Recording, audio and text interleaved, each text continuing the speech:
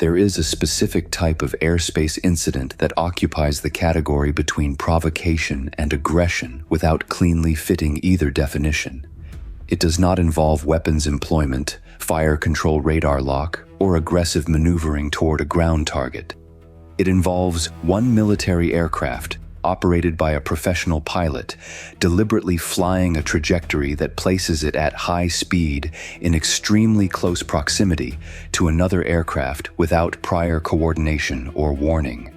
The category has an informal name in aviation safety communities: a near-air collision incident. In military aviation, the same behavior has a different name depending on whose aircraft is conducting it and what political relationship exists between the two states involved. When the behavior is conducted by a Russian Air Force pilot against a U.S. Navy patrol aircraft over the Baltic Sea, the word most often used is intercept. The word that the U.S. Navy P-8A crew uses afterward in the safety report they are required to file within 12 hours of returning to base is different. At 9:17 a.m. on a Tuesday morning in October, a U.S. Navy P-8A Poseidon, call sign Spectre 2, was conducting a standard maritime surveillance and reconnaissance mission over the central Baltic Sea, international airspace, 140 nautical miles southwest of Kaliningrad. The crew of 9 had been on station for 3 hours and 40 minutes, operating at 22,000 feet on a racetrack pattern that covered the approaches to the Gotland Island Channel. The mission was routine. The Baltic in October was gray and cloud-covered below 8,000 feet, with a clear layer above the overcast. Spectre 2 was in the clear, its wingtip navigation lights visible against the overcast ceiling below, its APS-149 acoustic sensor processing the underwater picture while the signals intelligence suite monitored the electromagnetic environment. At 9:17 a.m. and 42 seconds, a Su-27SM Flanker C appeared in Spectre 2's 12 o'clock position at an estimated range of 800 meters, head-on, descending. The Su-27 had not been on the E-3C Sentry's picture. The Sentry was working the northern sector on a different racetrack and had not been covering the central Baltic with primary sensor priority. The Link 16 picture from the Sentry showed the Su-27 appearing suddenly at close range. It had apparently been operating below the Sentry's radar horizon at low altitude before climbing into the clear layer at 9:17 a.m. on a vector that placed it directly ahead of Spectre 2. Whether the Su-27 pilot had specifically navigated to produce this geometry, deliberately using the overcast layer to mask his approach before climbing into the P-8's path, or had simply appeared at an inconvenient moment from an unrelated transit, was a question that the geometry strongly suggested an answer to and that the diplomatic record would not resolve. The Su-27 completed the head-on pass at an estimated closure rate of 900 kilometers per hour combined. It passed 600 meters below Spectre 2's altitude and approximately 400 meters to the P-8's right side. At the combined closing speed, the distance between the two aircraft had gone from 800 meters to 400 meters in approximately 3.1 seconds. The Spectre. Two aircraft commander had 3.1 seconds from first visual acquisition of the Su-27 to the moment of closest approach. The Su-27 pulled up after the pass. Not away. Up and to the left, beginning a barrel roll that carried it over Spectre 2's left wing, above the fuselage, down the right side, and back under the belly. A complete 360-degree roll around the P-8's longitudinal axis at a radius of approximately 150 meters. The roll took 22.4 seconds, during which the Su-27's minimum separation from the P-8's airframe was recorded by Spectre 2's own sensors as 94 meters at closest approach, an altitude differential above Spectre 2 of 94 meters, while the Su-27 was directly overhead. 94 meters. At combined speeds that still left the Su-27 in the P-8's immediate vicinity at Mach 0.74. A miscalculation of half a second in the roll timing, a throttle response that was 3% faster than intended, a control input that was 2 degrees larger than planned, any of these variations would have produced a different outcome. The margin was 94 meters. The wingspan of a P-8A is 37 meters. At 9:17 a.m. and 44 seconds, the scramble order reached the F-35C on the alert deck of USS Gerald R. Ford, operating 280 nautical miles to the west. At 9:18 a.m. and 9 seconds, the catapult fired. The launch was without drama in the physical sense. The catapult stroke compressed the pilot into the seat as it always did. The Baltic appeared below in the gray overcast as it always did. The gear retracted and the mission checklist ran as it always ran. The drama was not in the physics of the launch. The drama was in the Link 16 picture that populated the HMD within 8 seconds of wheels up, Spectre 2, at bearing 081, range 271 nautical miles and 1.4 nautical miles behind it. The Su-27 at bearing 082, still in the P-8's immediate vicinity. The Su-27 had not departed after the barrel roll. It had repositioned ahead of the P-8 and was now holding a position 2.5 nautical miles ahead of Spectre 2, on the same heading, at the same altitude, escorting it. The informal escort, one aircraft flying ahead of another without any coordination, request, or legal authorization, is the posture a pilot takes when he wants the aircrew behind him to know that he is still present and still capable of repeating what he just did. The P-8 aircraft commander had transmitted to the sentry within 40 seconds of the barrel roll. The transmission was professional, clipped, and documented the maneuver with the precision of a crew that understood the safety reporting requirement would be reviewed at multiple command levels. The Su-27's behavior was noted. The current relative position was noted. Spectre 2 was maintaining course and speed.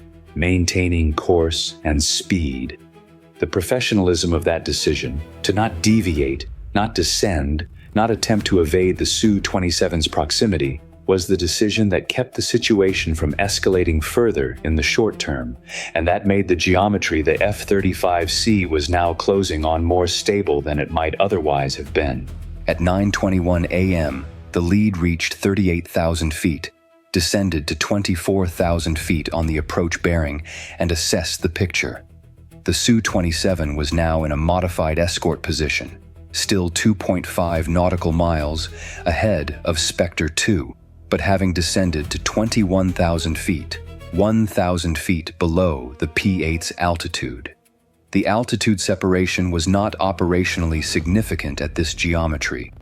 It was a position from which the Su-27 pilot could observe the P-8 directly, could see any approaching aircraft from the P-8's general direction, and could respond to the approach of an intercepting aircraft with maneuvering options that a co-altitude position would not have provided. The Su-27 pilot knew he had generated a response. He was positioned to see it coming.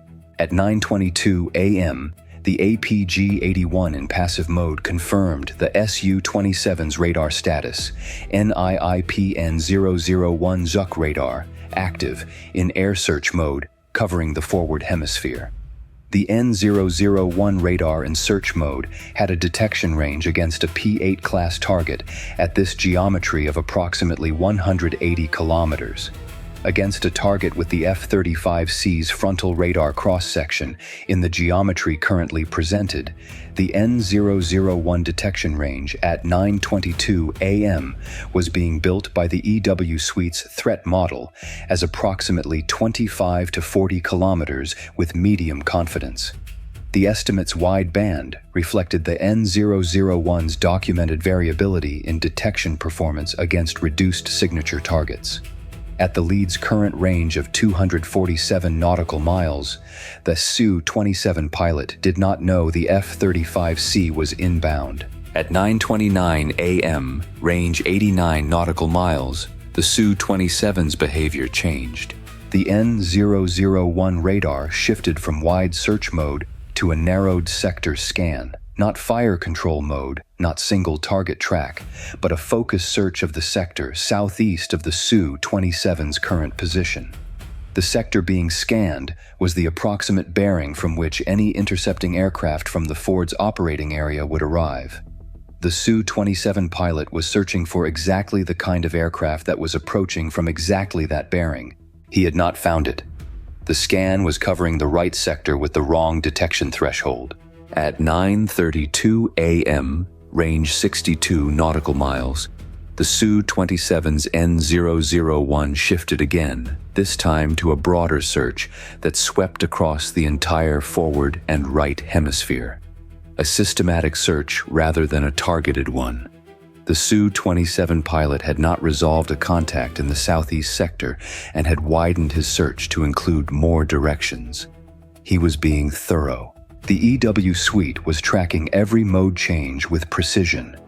The N001's detection probability against the F-35C at 62 nautical miles in the current geometry, in the current search mode, at the estimated atmospheric conditions over the central Baltic, 8% per sweep, based on the N001's assessed single sweep sensitivity and the F-35C's cross-section at this aspect. At a scan rate of approximately 3 sweeps per minute, the probability of detection accumulating over a 4-minute period was approximately 26%. Not negligible. The lead descended to 18,000 feet and reduced to Mach 0.94, accepting a longer closure time in exchange for a geometry that placed the F-35C 4,000 feet below the Su-27's current altitude, an aspect from which the N001's sensitivity was lower because the radar's vertical beam pattern was less optimized for downward look target discrimination in the clutter environment generated by the Baltic's surface return at this altitude. At 9:36 a.m., range 38 nautical miles, the N001 went to standby. Not search mode. Standby, no emissions. The Su-27 pilot had stopped scanning. The timing of the radar standby relative to the F-35C's approach geometry was not clearly causal. The standby could have been initiated because the pilot had found what he was looking for, or because he had decided the search was unproductive, or because he was conserving the N001's operating hours, or because something in the electromagnetic environment had told him something worth considering. The lead held the passive track and continued closing. At 9:38 a.m., range 21 nautical miles, the F-35C was at visual identification range on the Su-27 using the DAS infrared system. The Su-27 at this range in the DAS thermal picture was a full aspect view from the southwest. Twin tail fins, single-piece curved canopy, AL-31F engine plumes visible at military power. No external stores on any visible pylon. The N001 radar bay fairing was closed, consistent with standby mode. The aircraft was clean. Unarmed in any externally visible configuration, the Su-27 was not carrying ordnance. The barrel roll maneuver had been conducted by an unarmed aircraft. This did not reduce the safety severity of the incident. An unarmed Su-27 at 94 meters clearance from a P-8 fuselage was the same physical proximity as an armed one. But it altered the tactical assessment. An unarmed aircraft conducting an aggressive proximity maneuver was the behavior of a pilot executing a doctrine-prescribed intimidation procedure, not of a pilot preparing a weapons employment sequence. The distinction mattered for the ROE assessment, and it mattered for what the lead would do at 21 nautical miles, with a fire control solution that was building toward the employment threshold. The first friction event arrived at 9:38 a.m. and 41 seconds, and it was not technical. Spectre 2 transmitted on the tactical frequency that the Su-27 had turned, not away. The Su-27 had broken from its lead position ahead of the P-8 and was now in a hard left bank, nose pulling south, speed increasing. The turn was 4G by the F-35C's estimate of the geometry, pulling the Su-27's nose away from the P-8's heading and toward a southbound bearing. The maneuver had begun before the lead had activated any active radar mode. The Su-27 pilot was not responding to a lock. He was responding to something else. The Su-27 had seen the F-35C. Not on radar, the N-001 was in standby. Visually, the Baltic in October above the cloud layer was clear enough that a pilot in a Su-27 cockpit scanning his 6 o'clock, a behavior that trained fighter pilots perform automatically, routinely, as a function of situational awareness rather than active threat response, could acquire a contact at approximately 15 to 18 nautical miles under good visibility conditions. At 9:38 a.m., the F-35C was at 21 nautical miles and closing. Whether the Su-27 pilot had acquired the F-35C visually at that range or had resolved the EW suite's passive emissions, the JTIDS data link transmission, the altimeter radar, the minor passive leakage of any active avionics was not determinable from the outside.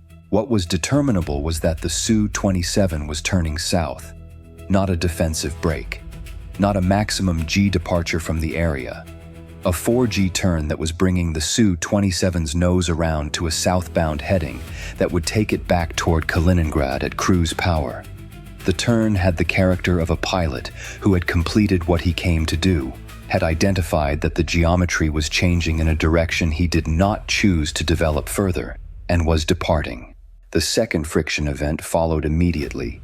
The N-001 activated at 9:38 a.m. and 57 seconds, now in a mode the EW suite characterized as look-back search, the radar scanning the rear hemisphere, the Su-27 pilot checking what was behind him as he turned.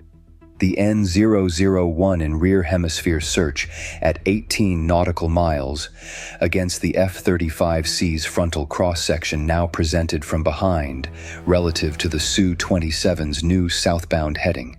The geometry placed the F-35C in the N-001's rear hemisphere coverage at a range and aspect where detection probability was meaningfully higher than the frontal approach geometry had provided.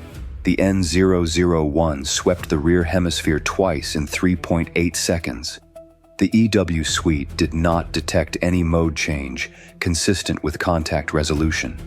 The second sweep produced no change. The N-001 returned to standby. The Su-27 pilot had looked behind him, had not found a trackable contact, and had continued his southbound turn. At 9:40 a.m., range 18 nautical miles, the Su-27 was heading 183 degrees, speed Mach 0.94, descending through 19,000 feet toward the overcast ceiling. In 4.1 minutes at this descent rate, it would enter the overcast and disappear from visual and DAS acquisition, retaining only a radar contact in the clutter-degraded picture below the cloud layer. The lead made the assessment that the geometry required and the ROE permitted. The Su-27 had conducted a dangerous proximity maneuver against a non-combatant U.S. Navy patrol aircraft, had conducted an unarmed escort that represented a continued proximate presence, and was now aggressing without having conducted a second aggressive maneuver. The ROE authorization for weapons employment against a hostile act had not been triggered. The barrel roll was a hostile act by some interpretations of the applicable framework and an aggressive provocation by others, and the legal analysis of that distinction was above the lead's pay grade and below the captain's. The geometry had moved past the moment where employment would be defensive. The geometry was now in the moment where employment would be punitive. The ROE did not authorize punitive employment. The lead activated the APG-81 at full tactical power at 9:40 a.m. and 12 seconds. Fire control track, single target. Contact 1 at 17.4 nautical miles, heading 183, altitude 18,500 feet. The AIM-120D solution, green, 89% confidence, all parameters valid. The Su-27's RWR received the lock in 0.4 seconds. The response was immediate and instructive. The N-001 activated instantly, forward hemisphere scan toward the lock bearing, sweeping across the sector where the F-35C was now emitting at full power. The N001 swept the bearing twice in 1.6 seconds and did not resolve a trackable contact. The Su-27 pilot's radar could not find the aircraft that was holding a fire control lock on him from 17 nautical miles. His RWR was screaming. His radar was showing empty sky. He increased to afterburner, not a 5G brake turn, not a defensive maneuver. Maximum power, nose already pointed south, the AL-31F engines pushing the Su-27 through Mach 1.02 in a straight-line acceleration that prioritized range increase over evasive geometry.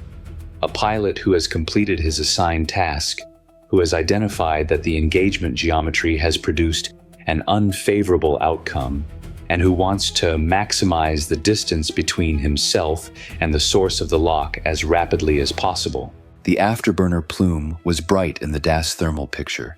2 AL-31Fs at maximum output, the heat signature of approximately 27,000 kilograms of combined thrust visible at 17 nautical miles as a hard white-blue source against the gray Atlantic sky.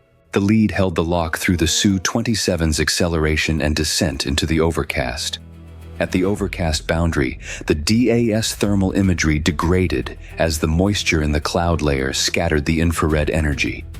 The radar continued tracking through the APG-81's clutter rejection mode, following the N001's own emissions, now switching between active search and standby as the Su-27 pilot alternated between trying to find his attacker and accepting the geometry. At 22 nautical miles, range opening, the lock was released. The Su-27 was egressing.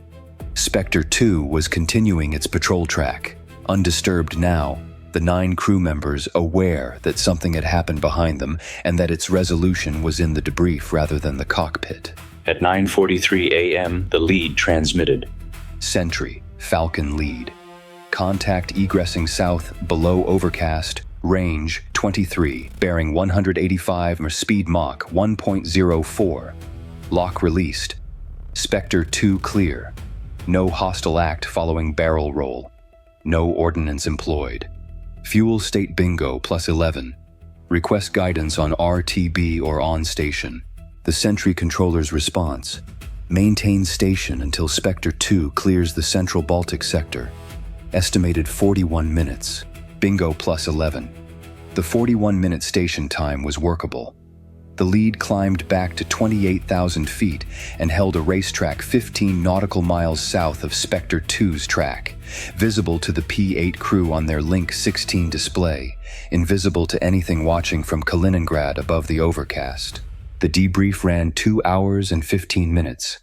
It produced 3 findings and 1 unanswered question. The first finding concerned the Su-27's approach geometry. The analysis of the radar tape from the Sentry and the Spectre 2 onboard recorders showed that the Su-27 had transited at low altitude, below 3,000 feet under the Sentry's radar horizon, for approximately 47 minutes before climbing into the clear layer directly ahead of Spectre 2. The climb was initiated at a point that the navigation geometry placed as a deliberate calculation.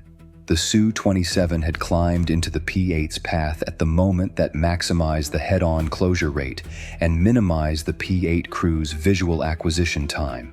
That geometry was not accidental. It was the geometry of a pilot who had either planned the approach specifically or had been directed to execute it at that precise moment. The second finding concerned the barrel roll itself.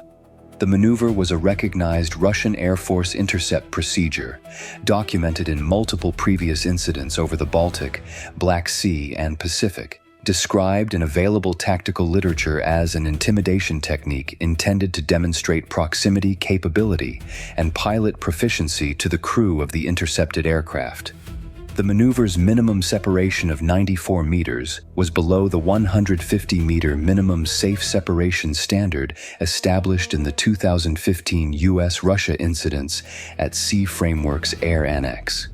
The Su-27 pilot's technique had been technically proficient. The The roll was smooth, coordinated, at consistent radius, without any of the control input errors that would indicate unfamiliarity with the maneuver. He had done this before. The third finding was the intelligence one.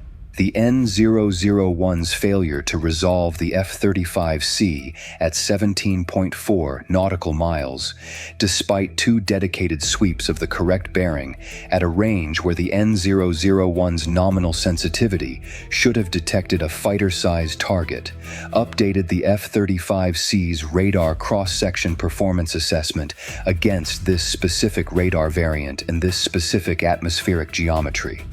The number went into the database. The update narrowed the confidence band on a parameter that was useful for every future engagement in Baltic theater operations. The unanswered question was the one the debrief's senior officer entered into the record without resolution. Was the barrel roll the decision of one pilot on one sortie, executing an aggressive interpretation of a doctrine-permitted intercept procedure? Or was it a directed action, ordered by a command authority that had decided on this date to communicate something specific through the proximity of 94 meters? The question mattered because the answer determined the appropriate response.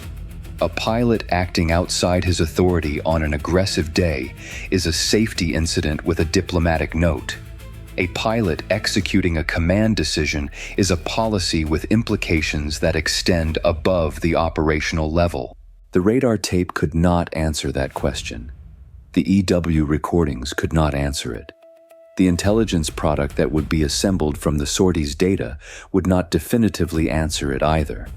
The answer existed somewhere in the decision chain between the Su-27's cockpit and the command authority that had authorized the sortie in a language the radar tapes did not record. 1 Su-27SM, 1 P-8A Poseidon with 9 crew, 1 F-35C, 22,000 feet, 94 meters minimum separation, 17 nautical miles lock range, barrel roll duration, 22.4 seconds. Time from barrel roll to F-35C launch, 52 seconds. Time from launch to lock, 22 minutes. Ordnance employed, 0. N-001 detection of F-35C at 17.4 nautical miles. Negative. Spectre 2. Crew safety report filed within 3 hours of recovery. Diplomatic note from the U.S. Embassy Moscow to the Russian Ministry of Foreign Affairs, transmitted at 1400 p.m. the same day. Russian response to diplomatic note, received 4 days later. 2 paragraphs, asserting the Su-27 had conducted a professional intercept in compliance with applicable international aviation standards. The Baltic above the overcast was clear at 11 a.m. Spectre 2 had completed its patrol track and was heading west to its home station. The Su-27 was on the ground at Kaliningrad. The 94-meter minimum separation existed in a safety report and a radar tape, and the memory of 9 crew members who had seen a fighter aircraft pass 94 meters above their aircraft at Mach 0.74. Whether it would happen again was a question neither the diplomatic note nor the radar tape could answer. The answer was being written in a different building, in a different language, by people who had read the note and had drawn their own conclusions about what it communicated.